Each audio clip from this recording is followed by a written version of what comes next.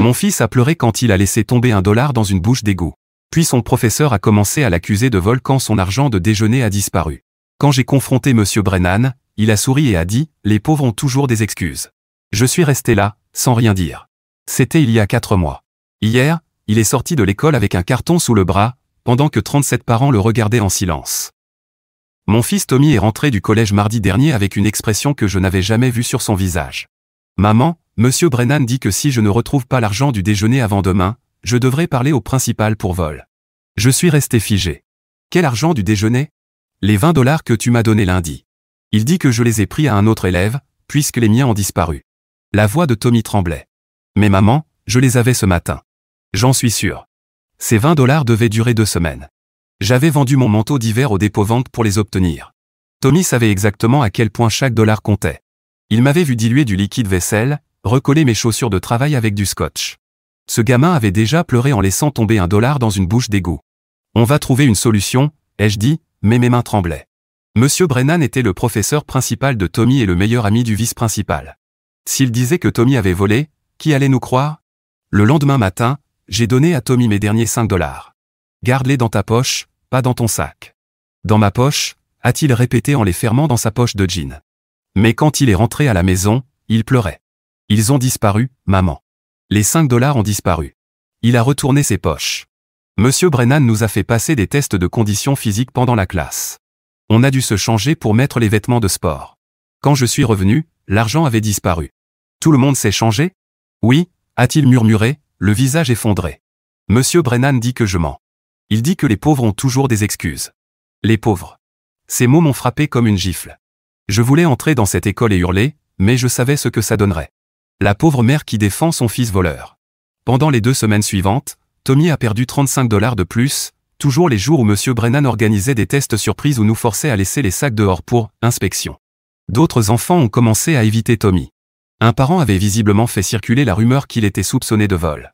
J'ai commencé à faire des heures supplémentaires, me tuant le dos en servant jusqu'à 2 heures du matin, juste pour remplacer l'argent qui disparaissait. Mais ce n'était plus une question d'argent. Tommy a arrêté de manger, même quand il avait de quoi payer. Les gens me regardent, a-t-il chuchoté. Ils pensent que je vais leur voler leur nourriture. Puis est arrivé le jour qui nous a presque brisés. J'ai reçu un appel de l'infirmière scolaire pendant mon service. Tommy s'était évanoui pendant le sport.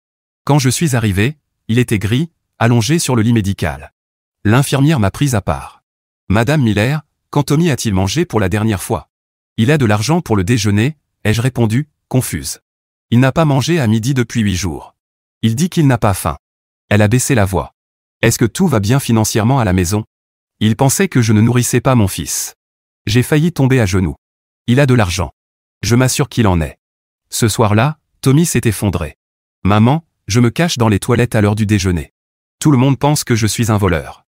Monsieur Brennan a demandé aux autres professeurs de me surveiller. Même le concierge me suit partout. Il m'a regardé avec des yeux vides. Peut-être qu'on devrait juste déménager. Tout recommencer ailleurs. On n'avait pas les moyens de déménager. À peine de quoi payer le loyer. Mais voir mon fils se ratatiner, avoir peur d'exister dans des lieux où il avait parfaitement sa place, quelque chose s'est brisé en moi. Le lendemain, j'ai appelé malade et me suis garé en face de l'école. Quand j'ai vu la classe de Tommy partir pour un test surprise, je me suis glissé dans l'école. Leurs vêtements étaient posés sur les bureaux, comme Tommy l'avait dit. Et là, j'ai vu Monsieur Brennan, fouillant dans les poches, méthodiquement, efficacement, prenant les billets et les glissant dans son portefeuille de luxe. Mon téléphone a tout filmé. Monsieur Brennan, l'enseignant qui roulait en Tesla et portait des baskets à $1000, en train de voler l'argent du déjeuner des enfants pauvres. Mais voilà le problème quand on est pauvre, quand j'ai montré la vidéo au principal, il m'a dit que ce n'était pas assez clair. Le conseil scolaire m'a dit que j'avais besoin de plus de preuves. Quand je l'ai posté en ligne, ils m'ont menacé d'un procès pour diffamation. D'autres parents m'ont contacté. Cette famille, tout en difficulté, tous avec des enfants dans la classe de Monsieur Brennan. Tous avaient perdu de l'argent les mêmes jours. Mais nous étions serveuses, femmes de ménage, parents isolés. Qui allait nous croire plutôt que le professeur adoré qui dirigeait le club de robotique ? J'ai fini par appeler une journaliste locale. Elle était intéressée, jusqu'à ce qu'elle apprenne que la femme de Monsieur Brennan était la fille de la directrice du district. L'article a été enterré. Pendant ce temps, Tommy maigrissait, devenait silencieux. Il ne levait plus la main en classe, ne participait plus à rien. À quoi bon, disait-il. Tout le monde sait ce que je suis. Le point de rupture est arrivé quand j'ai trouvé la tirelire de Tommy brisée sur le sol de sa chambre. $43 éparpillés sur le tapis, son argent d'anniversaire et de Noël. C'est pour le déjeuner, a-t-il dit, paniqué. Comme ça, tu ne devras pas faire d'heures en plus. Comme ça, tu pourras dormir. Comme ça, toi aussi tu pourras dîner. Mon fils de 12 ans essayait de me nourrir avec son argent d'anniversaire parce qu'un enseignant lui volait son argent de poche tout en l'accusant de vol. Un orage a commencé à gronder en moi. Alors, pendant qu'il ramassait ses pièces, mon esprit s'est mis à tourner à toute vitesse. Il pensait pouvoir dépouiller mon fils pour le plaisir et s'en sortir. C'était mal me connaître. J'ai passé les 3 jours suivants à surveiller, pas seulement à l'école, mais partout. J'ai suivi Monsieur Brennan à l'épicerie où il remplissait son caddie de steak bio. Je me suis posté sur le parking du club de golf où il jouait chaque samedi. J'ai documenté ses vêtements de luxe, sa montre hors de prix, le nouvel iPhone qu'il consultait toutes les 5 minutes. Les autres parents ont fait pareil. Maria, dont la fille avait perdu son argent d'anniversaire, a photographié les rénovations chez Brennan. James, veilleur de nuit à l'hôpital, a traqué ses week-ends au casino. On ne le harcelait pas. On bâtissait un dossier impossible à ignorer. Mais Brennan a dû sentir quelque chose. Ce jeudi-là, Tommy est rentré avec une note. Monsieur Brennan voulait une réunion avec les parents à propos du comportement de Tommy. La réunion était prévue le lendemain matin, pendant mon service au restaurant. Manquer le travail signifiait perdre des pourboires que je ne pouvais pas me permettre de perdre. Mais je n'avais pas le choix. Je suis arrivé à l'école habillé du mieux possible, ce qui ne voulait pas dire grand-chose. Brennan m'attendait derrière son bureau, dans un costume qui devait valoir plus qu'1 mois de salaire. Le principal était assis à côté de lui, les bras croisés. Brennan a commencé immédiatement, disant à quel point il était inquiet face au schéma de malhonnêteté de Tommy. Il avait préparé un dossier répertoriant chaque prétendu incident. Les moments où Tommy aurait été vu près des sacs d'autres élèves. Les jours où de l'argent avait disparu dans plusieurs classes. Un journal de comportement suspect. Tout était fabriqué, mais ça paraissait officiel. Le principal hochait la tête, déjà convaincu. J'ai essayé d'expliquer la vidéo, les autres familles, mais Brennan m'a coupé avec calme. Il a insinué que je conditionnais Tommy à mentir, que mon stress financier brouillait mon jugement. Il a recommandé une thérapie pour nous deux. Puis il a porté le coup fatal, si les vols continuent, il faudra faire appel au service de protection de l'enfance. La menace est restée suspendue dans l'air comme du poison. Il pouvait me prendre mon fils. Je suis sorti de cette réunion tremblante. Sur le parking, j'ai appelé Maria. Sa fille avait été transférée dans une autre classe le matin même. Sans explication. James m'a écrit que son fils avait reçu une retenue pour une infraction vestimentaire, jamais appliquée auparavant. Brennan ciblait systématiquement nos enfants. Ce soir-là, j'ai tenu Tommy dans mes bras pendant qu'il sanglotait.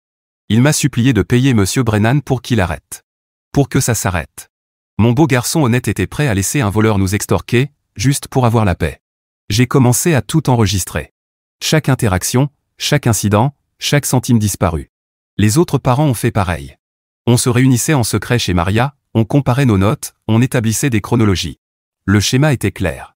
Brennan visait les familles les plus pauvres, celles qui avaient le moins de chances d'être crues ou d'avoir les ressources pour se défendre. Mais on a découvert autre chose. Brennan ne volait pas seulement l'argent du déjeuner. Il utilisait sa position pour recommander les services de tutorat de sa femme à des élèves en difficulté, des services qui coûtaient des centaines de dollars et qui, mystérieusement, n'amélioraient jamais les notes. Il dirigeait une véritable petite opération, et nous n'étions que les dernières victimes. La semaine suivante, les choses ont dégénéré. Le casier de Tommy a été fouillé au hasard 3 fois. À chaque fois, Brennan prétendait y trouver quelque chose de suspect, un stylo ressemblant à celui d'un autre élève, un livre de bibliothèque que Tommy avait pourtant bien emprunté. Brennan commençait à fabriquer des preuves. Les autres enfants ont commencé à intimider Tommy ouvertement. Ils l'appelaient Tommy le voleur dans les couloirs. Quelqu'un a collé un faux autocollant de caméra de sécurité sur son bureau. Pendant les travaux de groupe, les élèves protégeaient exagérément leurs affaires quand ils passaient à côté. Brennan observait tout ça avec un sourire satisfait. J'ai tout consigné. J'ai écrit des lettres au conseil scolaire. J'ai contacté le syndicat des enseignants. J'ai même tenté une aide juridique, mais on m'a répondu que sans preuve concrète de vol, il n'y avait rien à faire. La vidéo que j'avais ne suffisait pas. Les relations de Brennan le protégeaient à chaque tournant. Pendant ce temps, mon fils disparaissait. Il ne parlait plus à table. Ses notes chutaient. Il m'a demandé s'il pouvait faire l'école à la maison.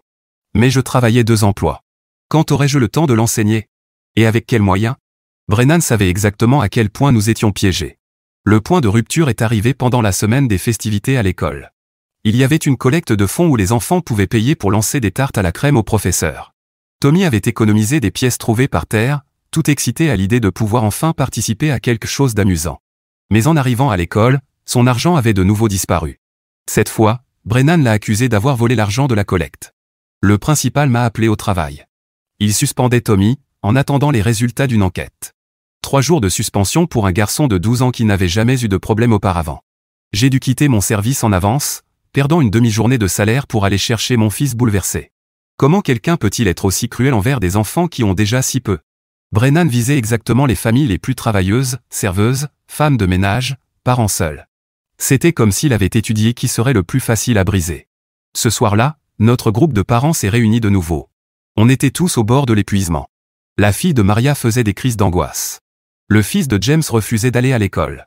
Une autre mère, Patricia, avait commencé à envoyer son fils sans argent, juste avec quelques crackers pour éviter les vols. On savait qu'il fallait faire quelque chose de spectaculaire, quelque chose qu'il ne pourrait ni ignorer ni étouffer. C'est alors que Patricia a mentionné que son neveu travaillait dans le service informatique du district scolaire. Il avait accès au système de sécurité, y compris aux caméras de classe, supposément en panne dans la salle de Brennan. Mais elle ne l'était pas. Brennan avait simplement dit à l'administration qu'elle l'était, et personne n'avait vérifié. Le neveu de Patricia ne pouvait pas nous remettre directement les vidéos, mais il pouvait s'assurer que les caméras fonctionnent un jour précis. On a tout planifié soigneusement. Chaque parent allait envoyer son enfant avec des billets marqués, pas juste des billets normaux, mais des billets dont on avait enregistré les numéros de série.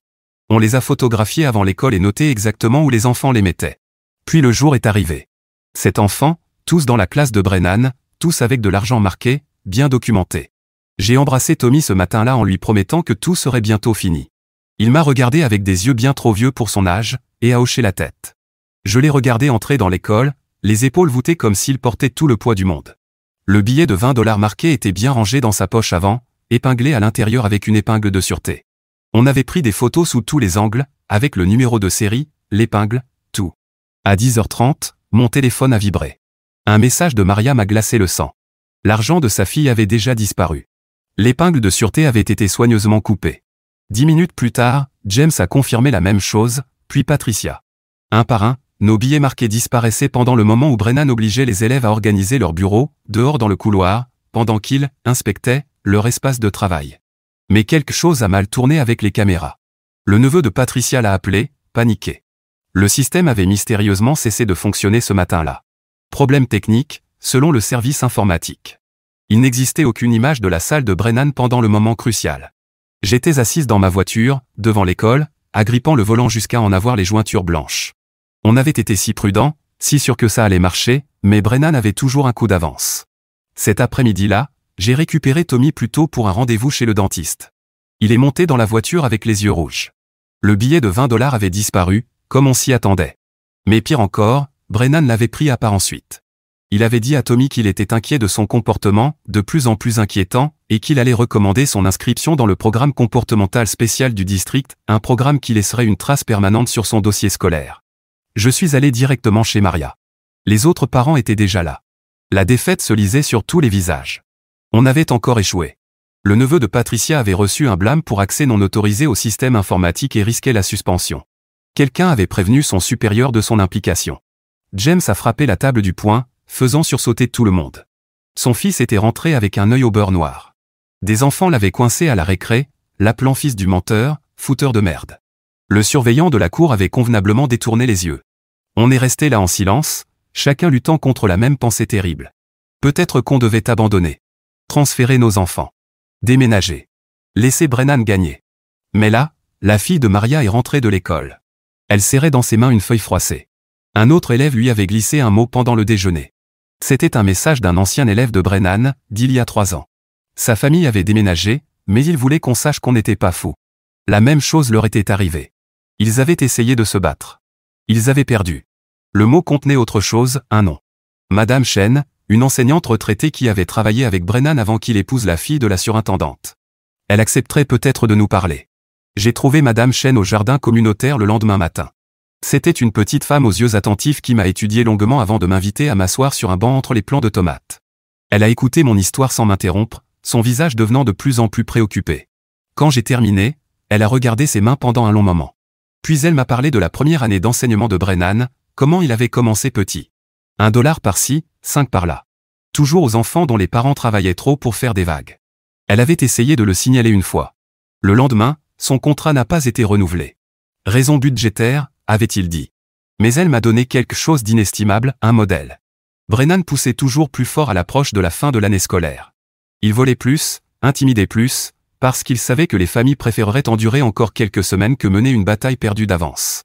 Et il choisissait toujours une famille comme exemple, pour montrer aux autres ce qui arrivait quand on osait résister. Cette année, cette famille, c'était la mienne. J'ai remercié Madame Chen et suis rentré chez moi, l'esprit en ébullition. Il nous restait 2 semaines avant la fin de l'année scolaire. 2 semaines pour trouver un moyen de stopper tout ça. Mais Brennan passait déjà à l'offensive. Le lendemain, j'ai reçu un appel de mon manager au restaurant.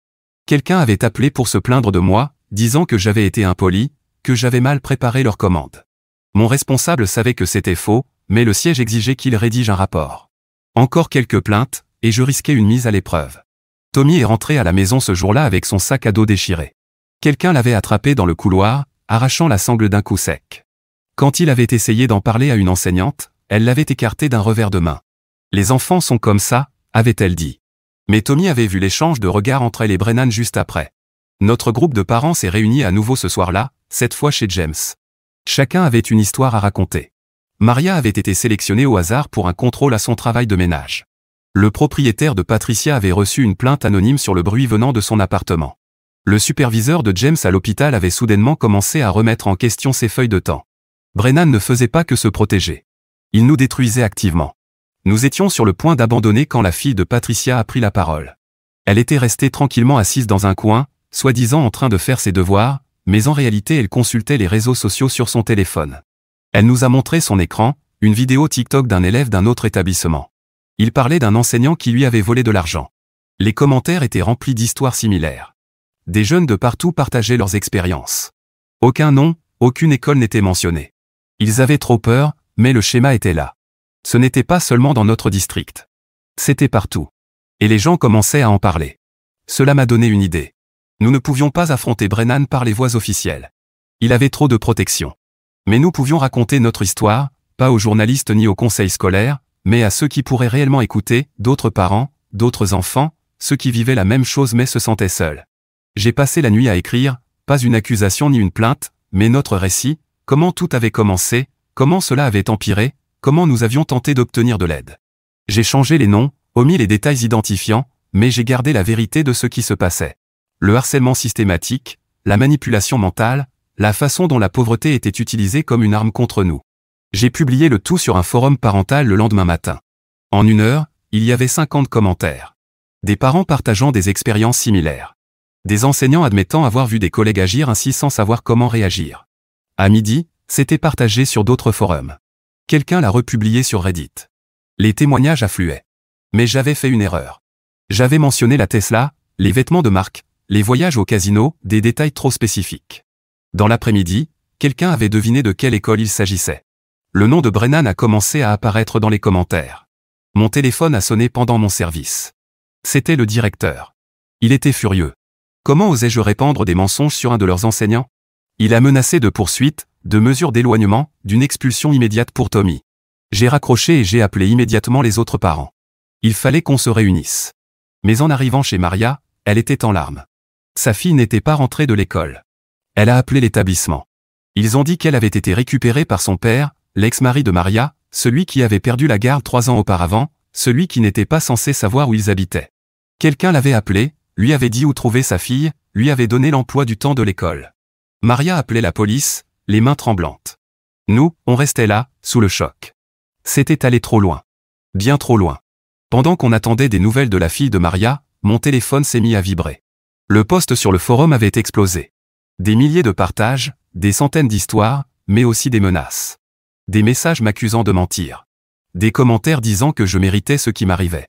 Quelqu'un avait retrouvé mon profil Facebook et publié mon planning de travail au restaurant. James a pris mon téléphone et a commencé à supprimer tout ce qu'il pouvait, mais c'était trop tard.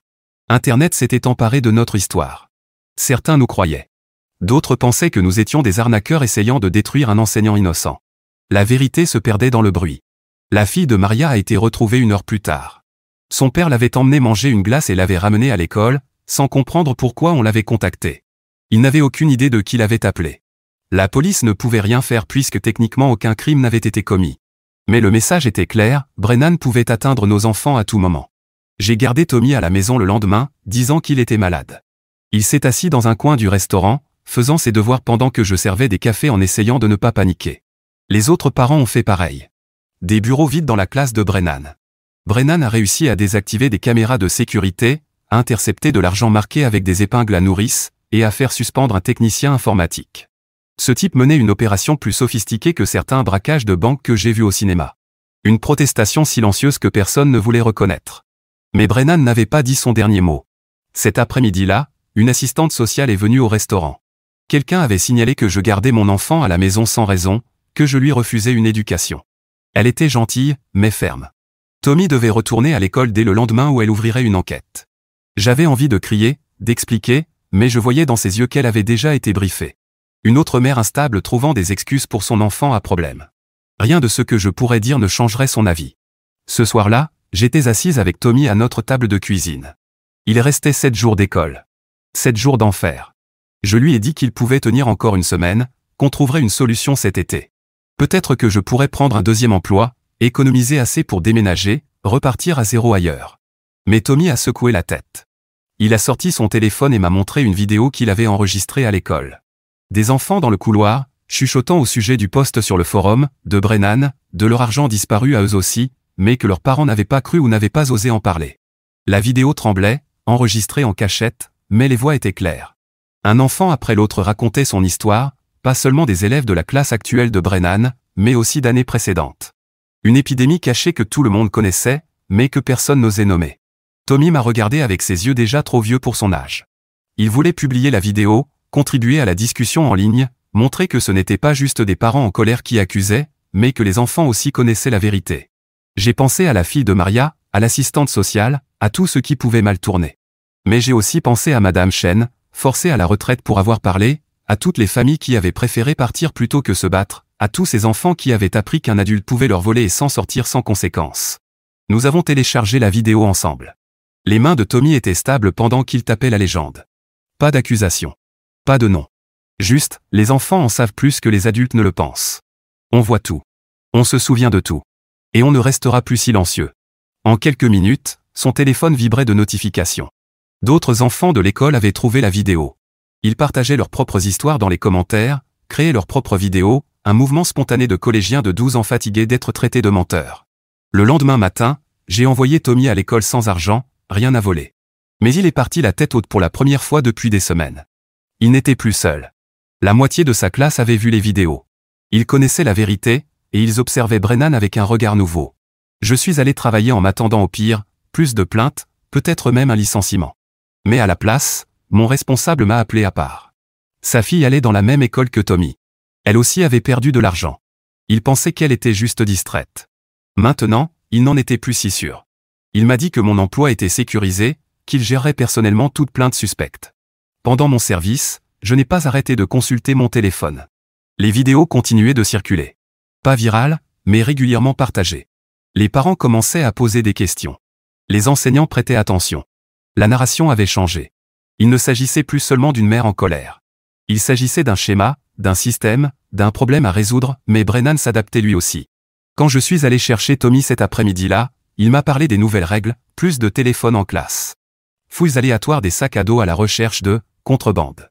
Quiconque serait surpris en train de filmer serait immédiatement suspendu. Les murs se refermaient. Ce soir-là, notre groupe de parents s'est réuni une dernière fois. Nous étions épuisés, effrayés, mais étrangement pleins d'espoir. La conversation avait commencé. Les gens écoutaient. Peut-être pas les autorités, ni ceux qui détenaient le pouvoir, mais la communauté, les parents qui avaient trop peur de parler, les enfants qui avaient été réduits au silence trop longtemps.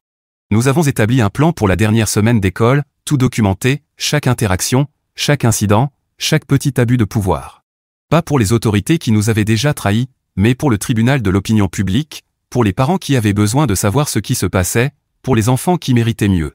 Le neveu de Patricia, malgré ses ennuis professionnels, nous avait laissé un dernier cadeau, la liste de toutes les familles dont l'enfant avait été dans la classe de Brennan ces 5 dernières années, avec leurs coordonnées, qu'il avait récupérées avant de perdre son accès. Nous avons réparti les noms. Nous allions les contacter discrètement, leur raconter notre histoire, et espérer qu'ils partageraient la leur. La réponse a été bouleversante. Famille après famille racontait la même chose, de l'argent disparu, des enfants accusés à tort, des parents ignorés. La plupart étaient restés silencieux, avaient tourné la page, tentaient d'oublier, mais ils se souvenaient. Et ils étaient en colère. Jeudi, nous avions les témoignages de 37 familles. Pas des plaintes officielles, juste des parents qui disaient leur vérité. Nous les avons compilés dans un seul document. Sans commentaires, sans accusation, juste récit après récit du même schéma, des mêmes cibles, de la même protection venue d'en haut. J'ai passé mon vendredi matin à tout mettre en forme, de façon lisible, accessible, partageable. Tommy m'a aidé, ses compétences technologiques à 12 ans dépassent largement les miennes. Ensemble, nous avons créé quelque chose de puissant. Pas une preuve au sens légal, mais une vérité humaine. En emmenant Tommy à l'école pour le dernier jour avant le week-end, j'ai ressenti quelque chose qui m'avait manqué depuis des mois, l'espoir. Nous n'allions peut-être pas gagner dans le sens traditionnel. Brennan garderait peut-être son poste. Le système pourrait encore le protéger. Mais la communauté savait. Les parents savaient. Les enfants savaient. Et la connaissance est une forme de pouvoir. Tommy a attrapé son sac, la bretelle cassée toujours rafistolée avec du ruban adhésif. Il s'est tourné vers moi avant de descendre de la voiture. Son sourire était petit mais sincère. Quoi qu'il arrive ensuite, nous avions riposté. Nous avions refusé de nous taire. Nous avions trouvé d'autres comme nous, et nous nous étions rassemblés. Le week-end s'étendait devant nous, 2 jours pour finaliser notre document, nous préparer à ce qui allait suivre, nous endurcir pour la dernière semaine de cours. Je les regardais disparaître dans le bâtiment, mon téléphone déjà en train de vibrer, des messages de parents qui continuaient d'affluer, des témoignages, des connexions, un réseau de familles autrefois isolées dans leur lutte, trouvant désormais la force dans le nombre. Lundi matin est arrivé avec un email inquiétant de l'école. Tommy était placé sous contrat comportemental. La moindre infraction, aussi minime soit-elle, entraînerait son expulsion immédiate. Le contrat exigeait ma signature avant qu'il ne puisse retourner en classe. Je suis allé à l'école avec le document compilé par notre groupe de parents bien rangé dans mon sac. 37 familles, des années de vol, tous documentés, mais je savais qu'il ne fallait pas encore le montrer au principal. Pas encore. Brennan m'attendait dans le bureau à mon arrivée, ce sourire satisfait sur les lèvres. Il m'a regardé signer le contrat, mes mains restant stables malgré la rage qui bouillonnait en moi. Tommy était assis à mes côtés, les épaules voûtées, acceptant son sort avec la résignation de quelqu'un qui a compris que le monde n'était pas juste. Mais quelque chose avait changé pendant le week-end. Les vidéos postées par Tommy et d'autres élèves commençaient à faire des vagues. Des parents qui n'avaient jamais osé parler commençaient à poser des questions. Des professeurs qui avaient jusque-là détourné le regard commençaient à faire attention. Ce même après-midi, Brennan a fait son prochain coup. Le bureau de Tommy a été fouillé devant toute la classe. Brennan a sorti une calculatrice appartenant à un autre élève, la brandissant comme une preuve dans un tribunal. Les autres enfants ont regardé en silence, mais j'ai appris plus tard par Maria que plusieurs d'entre eux avaient discrètement filmé la scène avec leur téléphone caché sous leur bureau ou dans leur sac. Mardi, l'escalade a continué. Brennan a annoncé une nouvelle règle pour sa classe, tous les élèves devaient vider leurs poches en début de cours, pour des raisons de sécurité, disait-il, pour éviter les vols. L'ironie n'échappait à personne, mais les enfants apprenaient eux aussi. Ils ont commencé à porter de faux portefeuilles remplis de fausses monnaies. Ils ont coordonné leur pause toilette pour qu'un élève surveille toujours la classe. Ils ont développé un système de gestes pour se prévenir quand Brennan approchait des bureaux. La fille de Patricia a créé un document partagé où les enfants pouvaient signaler les disparitions d'argent en temps réel.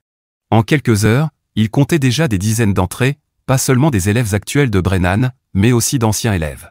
Le schéma était indéniable. Mercredi matin, j'ai reçu un texto de James. Son fils avait découvert quelque chose dans le carnet de notes en ligne de l'école. Tous les élèves ayant signalé des vols d'argent avaient des notes plus basses dans la classe de Brennan. Chaque famille ayant porté plainte avait vu les résultats de son enfant chuter. Subtil, mais systématique. J'ai passé ma pause déjeuner dans un petit resto à créer une frise chronologique, date des vols, montant, changement de notes, rapport de comportement. Mis bout à bout, cela dessinait un portrait limpide de représailles et de contrôle. Ce soir-là, notre groupe de parents a pris une décision. Nous n'attendrions pas le dernier jour d'école.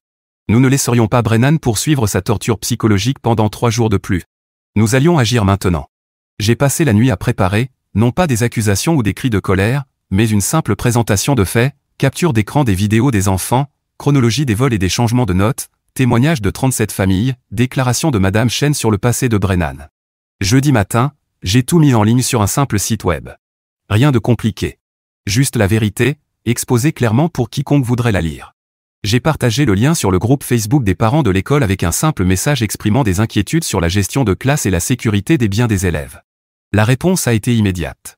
Des parents restés silencieux ont partagé leurs propres expériences. Des enseignants d'autres écoles ont rapporté des histoires similaires. La publication a été partagée encore et encore, non pas parce qu'elle était sensationnelle, mais parce qu'elle était familière, parce qu'elle mettait un nom sur ce que beaucoup avaient vécu sans pouvoir l'expliquer. À midi, les lignes téléphoniques de l'école étaient saturées, pas par des journalistes, mais par des parents. Tommy transformait le collège en film d'espionnage avec ses faux portefeuilles et ses codes secrets, pendant que les parents montaient des tableaux Excel comme s'ils préparaient la révolution la plus ennuyeuse du monde. Qui aurait cru qu'il fallait autant de tableurs pour combattre l'injustice? Des parents en colère, inquiets, des parents qui voulaient comprendre pourquoi l'argent du déjeuner de leurs enfants disparaissait, des parents qui comprenaient soudain pourquoi leurs enfants rentraient affamés à la maison. Brennan a tenté de garder le contrôle. Il a convoqué une assemblée improvisée pour sa classe, sermonnant les élèves sur les dangers de diffuser de fausses informations en ligne. Mais les enfants n'y croyaient plus. Ils restaient assis dans un silence de pierre, certains enregistrant discrètement ces avertissements de plus en plus frénétiques. Le directeur m'a appelé cet après-midi-là, son ton très différent de nos précédentes conversations. Il voulait me rencontrer, discuter de la situation, trouver une solution. J'ai accepté, mais à condition que tous les autres parents soient présents. Tous. Le vendredi matin, le parking de l'école était plus rempli que je ne l'avais jamais vu. Pas seulement notre groupe initial de 7, mais des dizaines de familles. Des parents qui étaient restés silencieux pendant des années, des parents qui avaient changé leurs enfants d'établissement pour éviter le conflit, des parents qui avaient cru que leurs enfants étaient négligents avec l'argent jusqu'à ce qu'ils voient nos preuves.